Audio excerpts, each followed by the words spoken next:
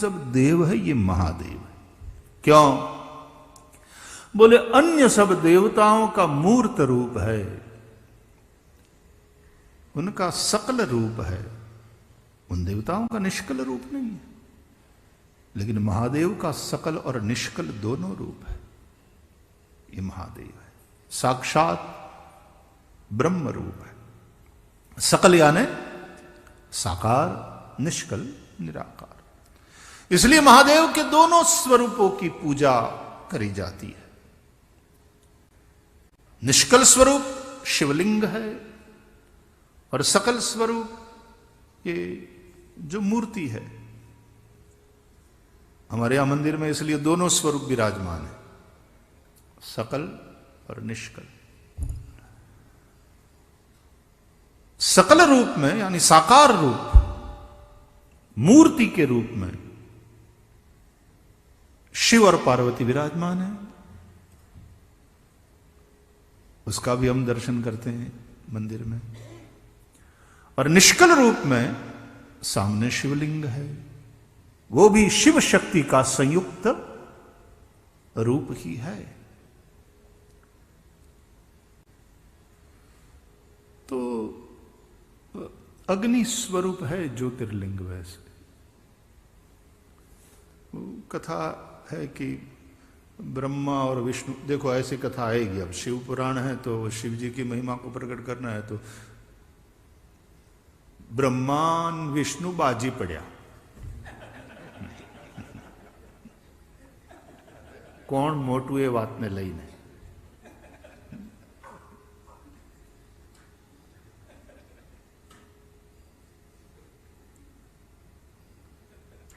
अब ये जब पुराणों में ऐसी कथा आप सुनो ना कि ब्रह्मा और विष्णु में झगड़ा हुआ, तो साधारणतया फिर जो अर्धपक्व बुद्धि वाले होते हैं वो तुरंत आलोचना करने लग जाते हैं कि तुम्हारे देवता भी आपस में एने बनतु नहीं, वो आपस में लड़ाई करते हैं, झगड़ा करते हैं, और कौन बड़ा, उसको इतने अहंकारी, तुम्हारे देवता इतने अहंकारी, और अहंकार में जो झगड़ा करते हैं उनकी तुम पूजा करते हो। पुराणों के तात्पर्य अर्थ को पकड़ना होगा। इसलिए कोई पुराणाचार्य से सुनो, केवल पुराणों को पढ़ोगे तो हो सकता है पुराणों के जंगल में तुम खो जाओ। इसलिए व्यास भगवान भी कहते हैं किम श्रुतैहि बहुभिः शास्त्रैहि पुराणैश्च भ्रमावहैहि, पुराणैश्च भ्रमावहैहि। हो सकता है तुम भटक जाओ। इसलिए हमारे यहां केवल पठन को महत्व नहीं दिया गया, तच्छृण्वन् पहले, प्रपठन, फिर विचारण परो। तच्छृण्वन् प्रपठन विचारण परो भक्त्या विमुच्य नरा, जो भागवत में आया।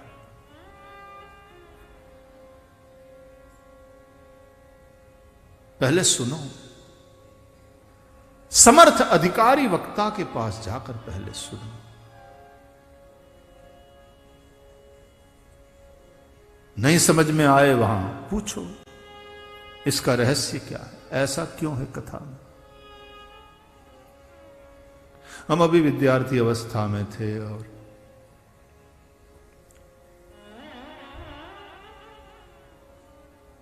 प्रयाग में हम कहीं किसी आश्रम में थे, तो वहां एक पंडित जी भागवत कथा सुना रहे थे। हम तो विद्यार्थी अवस्था में थे, मैं, मेरे साथ एक दो और थे। तो हम जाकर के कथा में बैठे और फिर पंडित जी को प्रणाम करने गए उनके उतारे पर। प्रणाम करके हम बैठे नीचे चरणों में, और फिर हमारे में से एक ने जिज्ञासा की कि पंडित जी महाराज, ये जो नृगराजा की कथा आती है भागवत में,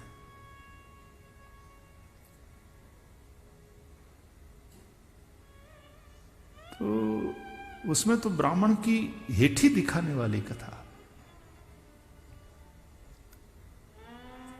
नृगराजा इतनी गायों का दान किए थे कि पृथ्वी के रजकण को कोई यदि गिनती कर पाए तो कर ले, लेकिन नृगराजा ने दान में दी हुई गायों की संख्या की गिनती नहीं थी। बहुत दान दिया गाय का, तथापि नृगराजा को सरकंडा बनना पड़ा। इतने बड़े दानी की ये गति, वो कथा है भागवत में। भगवान श्री कृष्ण ने लीला मात्र में उस सरकंडे को कुएं से बाहर निकाला और उसका उद्धार किया, शाप से मुक्त किया, वो कथा। तो कथा ऐसी है कि उस राजा ने एक बार एक गाय एक ब्राह्मण को दान में दे दिया, और उस ब्राह्मण को जो गाय दान में मिली थी वो अपनी गायों को हाँक कर वहां से गया। उसको पता नहीं था, और उसमें से एक गाय अलग होकर के वापस राजा के यहां जो गोष्ठ में हजारों हजारों गायें थी उसमें मिल गई। आवे घणी बार ढोर ने पोतानो खिलो वालो लागे, वापस आई जाती, वापस आ गई, मिल गई दूसरी गायों में। नृगराजा को यह पता नहीं था, और दूसरे दिन फिर वो गायों को दान देने, तो दूसरे ब्राह्मण को, क्योंकि कई लोग आते थे, कई ब्राह्मण आते थे, सबको दान देता था राजा, तो उसने दान दिया। तो दूसरे वाला ब्राह्मण दान में अभी अभी मिली गाय को लेकर के हाँक कर जा रहा है, और पहले वाला ब्राह्मण अपनी गाय खो गई तो उसको ढूंढता हुआ आ रहा है, और उसकी दृष्टि पड़ी उस गाय पर, और उस वाले ब्राह्मण से पहले वाले ब्राह्मण ने कहा कि अरे ये तो गाय मेरी है। तो दूसरे वाला ब्राह्मण खींचा, तेरी कैसे हो गई भाई? अभी अभी नृगराजा ने मुझे दान में दिया है, मैं तेरी गाय क्यों लेने लगा? मुझे दान में मिली है, ये गाय मेरी है।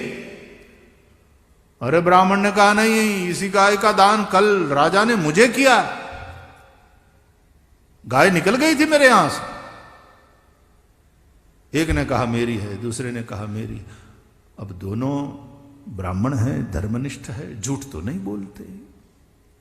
झगड़ा पहुंचा नृगराजा के पास।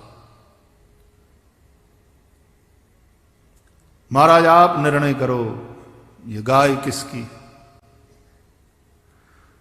तो नृगराजा समझ गए, और नृगराजा ने दोनों ब्राह्मणों को प्रार्थना करते हुए कहा कि भूदेवों, अनजाने में ये अनर्थ हुआ है, इसमें मेरा कोई दोष नहीं है, आप लोग मुझे नरक में जाने से बचाओ, मतलब इस पाप से बचाओ।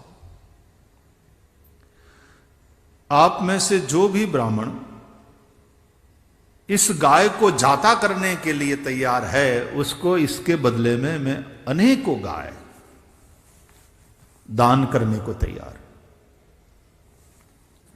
तो कथा है कि दोनों में से कोई ब्राह्मण तैयार नहीं हुआ इस गाय के बदले में दूसरी गायों को दान के रूप में स्वीकारने के लिए। कोई ब्राह्मण तैयार नहीं।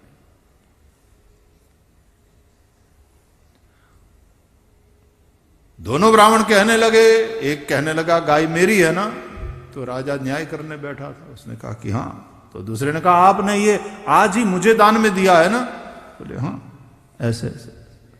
हाँ, देखो सरकंडा ऐसे ही करता है, उसके आगे वाले दोनों पैर। हम लोग बचपन में गांव में इस तरह से करते थे।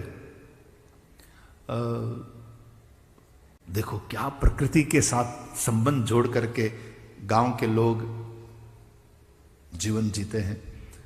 तो सरकंडों से भी बात करते थे, और हम कहते थे जहां क्या काकीडो मड़ी जाए, जो काकीडो गुजराती में काकीडो, કીડો મળી જાય ત્યાં કહેતા આજ મેં આવશે કાલ મેં આવશે બોલ બોલ કાકીડા. એવું નાનપણમાં છોકરાઓ પૂછે.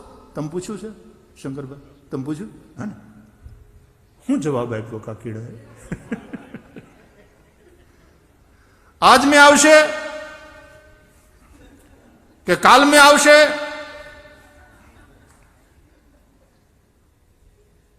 ના જ નહીં. આજ મેં આવશે એમ પૂછો તોય હા, કાલ મેં આવશે તોય હા. ઓલા આપણા ધીરુભાઈ સરવૈયા કહે છે ને, બેઠા બેઠા બધા ભેગા થઈને બેઠા થાય કે આ તો આ વખતે વરસાદ ખેંચાણો, बारिश कम हो रही, बारिश हुई नहीं, આ વખતે વરસાદનું શું થશે? ઘણા બાપા હોય ને પછી વળી પાછા આમ જાણે બધું હું જાણું છું નહીં, ચોરે બેઠા હોય. પછી એને પૂછે છોકરા, બાપા વરસાદ ક્યારે થશે? તો ઈવડાઈ વળી પાછા કે બીજે થશે, બીજે. છોકરા સ્ટાઇલ બોલશે, બીજે થશે, બીજે.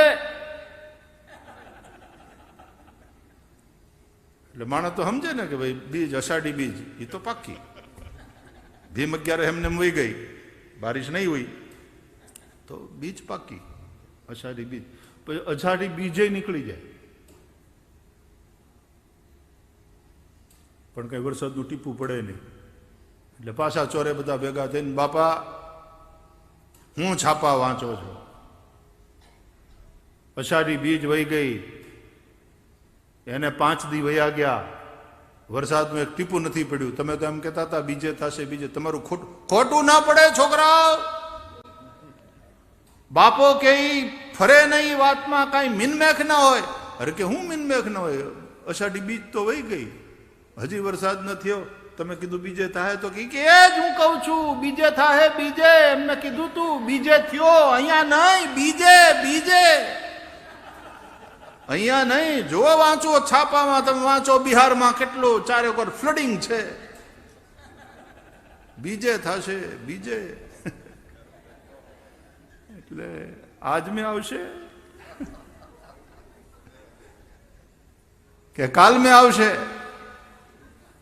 बोल बोल काकीड़ा।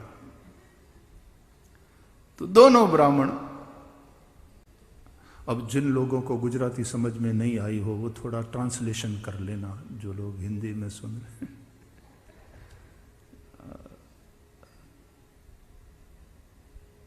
आपने ये गाय मुझे दिया था ना दान में। दूसरे वाले ब्राह्मण ने कहा आज आपने मुझे दान में दिया है राजन, ये गाय मेरी है। हाँ। न्याय नहीं कर पाया राजा और दोनों ब्राह्मण क्रोधित हुए, तुमने न्याय नहीं किया। हम पूछते हैं तो बस हाँ सिर हिला रहे हो सरकंडे की तरह, जाओ सरकंडे बन जाओ। तो नृगराजा जैसा दानी आदमी, देखो पुण्य में भी किस तरह से कभी कभी दोष छुपा रहता है। कर रहे हैं यज्ञ लेकिन हिंसा होती है तो प्रायश्चित होम करना पड़ता है। फिर है तो सत्कर्म, लेकिन उसी सत्कर्म के अंतर्गत कहीं ना कहीं अनजाने में हिंसा हुई। करवा जी कोकनु हारू पण थई जाए खराब हो बने, तो सरकंडा बनना पड़ा नृग राजा को। तो फिर हमने पंडित जी से पूछा कि ये दोनों ब्राह्मण इतने दानी और सज्जन राजा को बचा लेते। राजा ने तो ऑफर किया ही था कि जो भी इस गाय को जाता करेगा उसके बदले में ऐसी हजारों गाय में दान में देने के लिए तैयार हूं। लेकिन दोनों ब्राह्मण जिद पर अड़ गए, अपनी बात पर अड़ गए कि नहीं हमें चाहिए तो यही अपनी, इसके बदले में हमको 1000 नहीं चाहिए। तो कोई एक ब्राह्मण थोड़ा उदारता पूर्वक समझदारी पूर्वक कहता कि ठीक है भाई चल तू ले जा।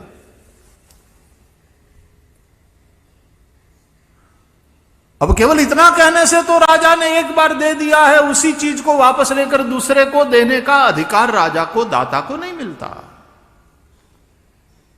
तो दिया हुआ दान वापस लेने का प्रत्यवाय पाप लगेगा। तो मुझे ऐसे ही नहीं चाहिए, आपने इस गाय को जाता किया तो इसके बदले में मैं हजारों गाय देने के लिए, तो उसने मना किया, वो नहीं। तो ऐसी जिद ब्राह्मणों ने क्यों करी? तो उन पंडित जी ने, बगल में बैठा था तो उसका कान पकड़ करके बड़े प्रेम से सुनाया कि वाह, बढ़िया प्रश्न। सुनो, जो भी ब्राह्मण, यहां ब्राह्मण की जिद की बात नहीं है बेटा, धर्मनिष्ठ ब्राह्मण है, धर्मज्ञ ब्राह्मण है, धर्म को जानते हैं। जो ब्राह्मण इस गाय के बदले में दूसरी हजारों गाय लेने के लिए तैयार हो जाए, उसने इस गाय का विक्रय किया माना जाएगा। और गो विक्रय पाप है, और दोनों में से कोई ब्राह्मण ये पाप करने के लिए तैयार नहीं था। तो देखो, इसको कहते हैं वेद शास्त्र विशुद्धिकृत। वक्ता कैसा होना चाहिए? विरक्तो वैष्णवो विप्रो वेद शास्त्र विशुद्धिकृत दृष्टांत कुशलो धीरो वक्ता कार्योति निस्पृह। जो भागवत में महात्म्य में वक्ता के लक्षण बताए, ऐसा वक्ता इस तरह से संशय का निरसन करने में समर्थ, शास्त्रीय रीति से। अतः सीधे ही पढ़ो मत, पहले सुनो। तच्छृण्वन, सुनो। सुनकर यदि कोई संशय होता है, मन में कोई प्रश्न उठता है, तो पूछो, समाधान प्राप्त करो, फिर पढ़ो, स्थिर करो, चिंतन करो उस पर। और ये सब भक्ति पूर्वक।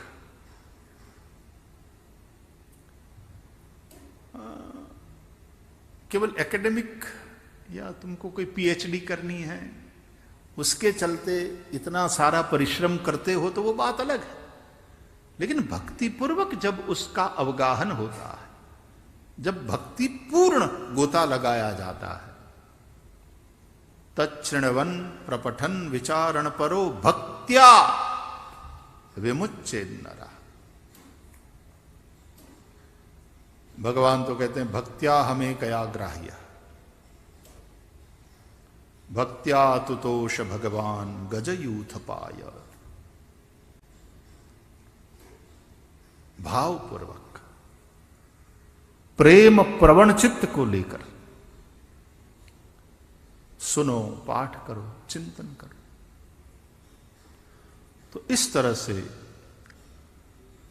ऐसे पुराणाचार्यों से सुनना चाहिए। नहीं तो सीधे ही पढ़ने लगोगे तो बस वही वाली बात, ब्रह्मान विष्णु बाजी पड़ा। तो प्रश्न यही उठेगा कि तुम्हारे देवता भी आपस में लड़ते हैं। अहंकार की लड़ाई, एक कहता है मैं बड़ा, दूसरा कहता है मैं बड़ा। तात्पर्य यह है कि अपने अपने कार्य की महत्ता को बताने की चेष्टा, कि सृजन महत्वपूर्ण है। कुछ बनाना, क्रिएटिविटी, प्रोडक्टिविटी, सृजन, इसका महत्व है। और तब पालन वाला डिपार्टमेंट संभालने वाले देव कहेंगे भाई सृजन तो हो जाए, मुख्य बात है संचालन की।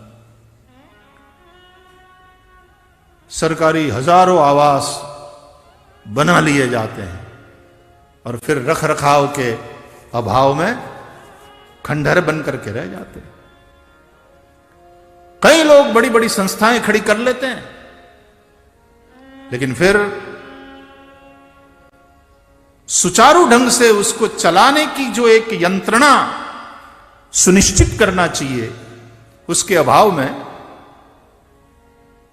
फिर सब गड़बड़ होकर के रह जाता है। तो मुख्य बात है संचालन।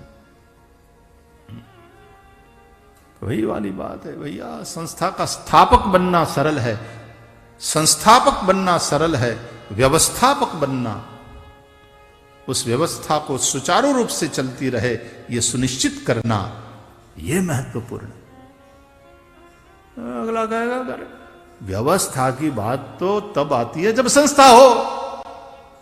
संस्था ही नहीं खड़ी करे कोई, पहले ये सब खड़ा तो करो, बाद में संचालन की बात करना। संस्था ही नहीं है, ये सब बना ही नहीं है, तो फिर काय की व्यवस्था, पहले खड़ा तो करो। तो दूसरा कहेगा व्यवस्थापन की तैयारी ना हो, शक्ति ना हो तो खड़ा मत करो। क्या मतलब है खड़ा करके, बना करके? तो एक इसको महत्व देता है, एक इसको महत्व देता है, एनु नाम बाजी पड़िया।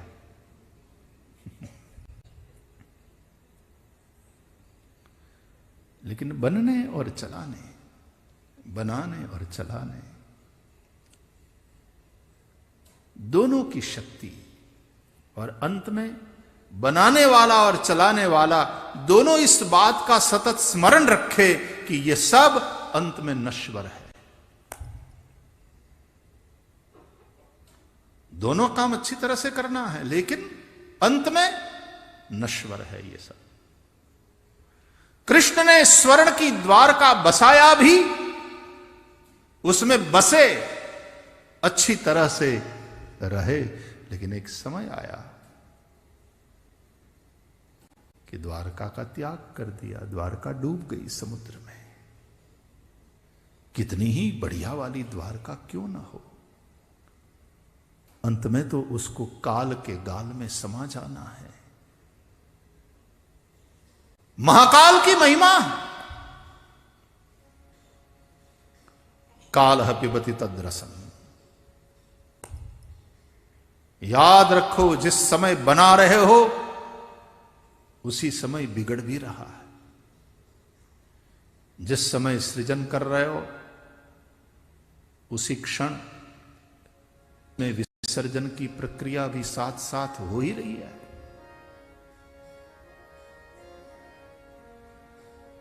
हर जन्म के साथ मृत्यु जुड़ी हुई है। हर जीवन, हर क्षण मृत्यु की ओर गति कर रहा है। आयुर्नश्यति पश्यताम प्रतिदिनम, याति क्षयं यौवनम, प्रत्यायान्ति गतः पुनर्न दिवा, कालो जगद्भक्षकः। लक्ष्मीस्तोय तरंग भंग चपला, विद्युच्चलम जीवितम, तस्मान् मां शरणागतम शरणद, त्वं रक्ष रक्षाधु।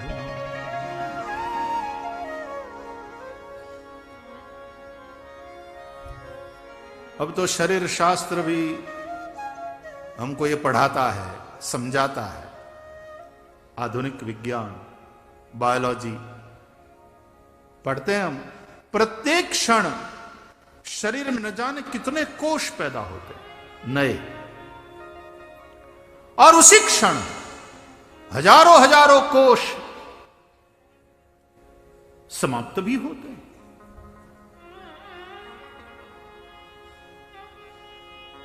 दिखाई तो पड़ रहा है कि बच्चा बढ़ रहा है, बड़ा हो गया, लड़की सयानी हो गई। अब देखो तो बच्चे का हाइट, बॉडी बाप से ऊंचा हो गया। लेकिन उसी विकास में ह्रास भी है।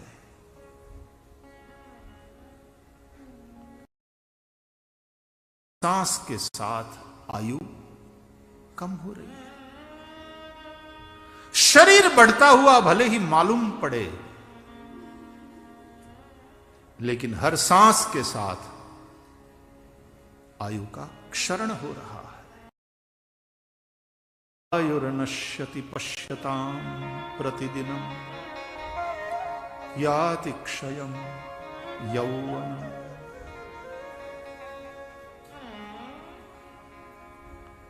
इसलिए भागवत में भी आया है ना कि अंतर बहिर्वस्थितम है वह तत्व परमात्मा,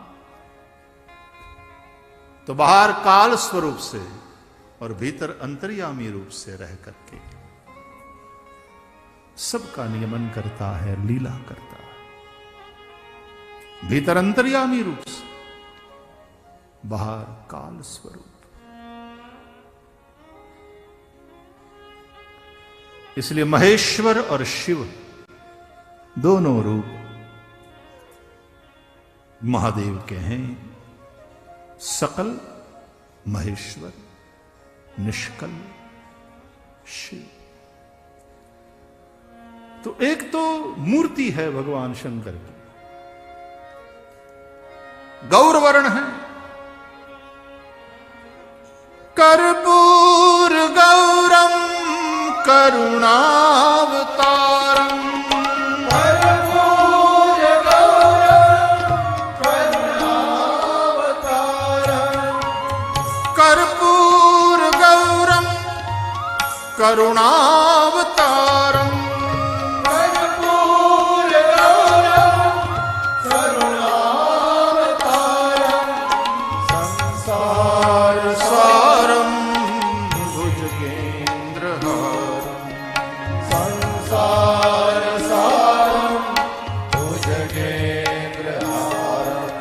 संसार सारम भुजगेन्द्रहारम। संसार सारम भुजगेन्द्रहारम। सदा वसंतम हृदयारविंदे।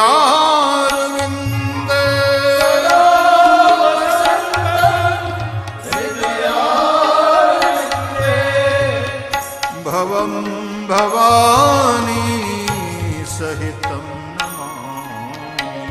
भवं भवानी सहितं नमामि। भवं भवानी सहितं नमामि। भवं भवानी सहितं नमामि। कर्पूर गौरम करुणावतारम। कर्पूर गौरम करुणावतारम। ओ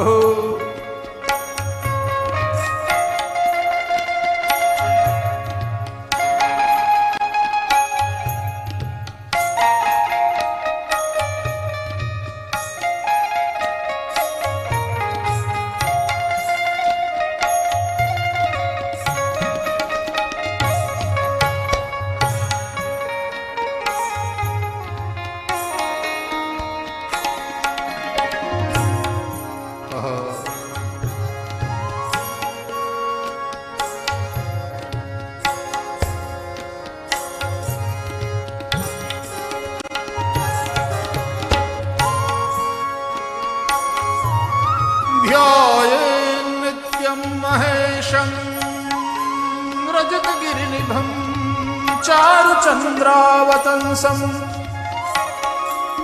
रत्नाकल्पोज्ज्वलाङ्गं परशुमृगवरा भीतिहस्तं प्रसन्नं।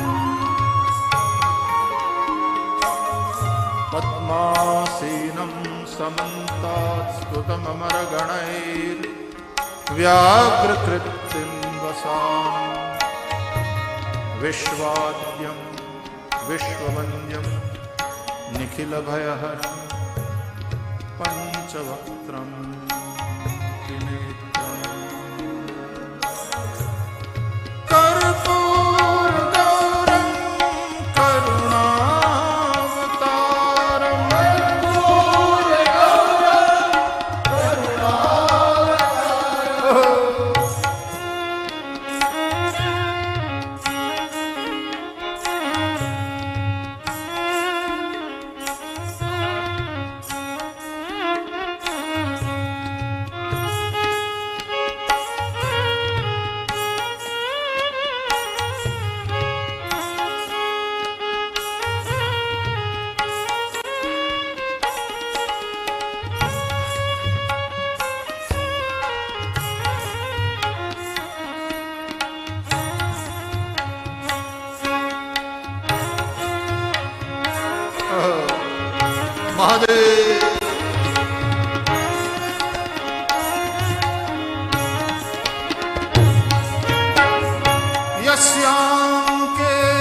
विभाति भूधर सुता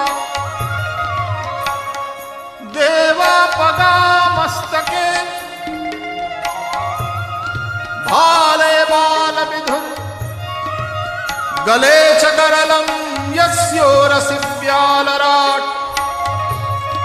सोयं भूति विभूषणः सुरवरः सर्वाधिपः सर्वदा शर्वः सर्वगतः शिवः शशिनिभः श्रीशङ्करः पातु माम् कर्पूरगौरं करुणावतारम्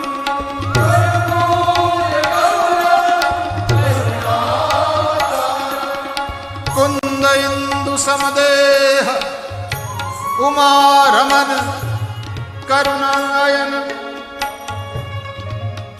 जाहि दीन परमेह करव कृपा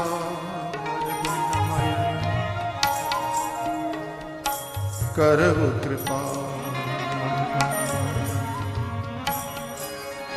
कर्पूर गौरम करुणावतारम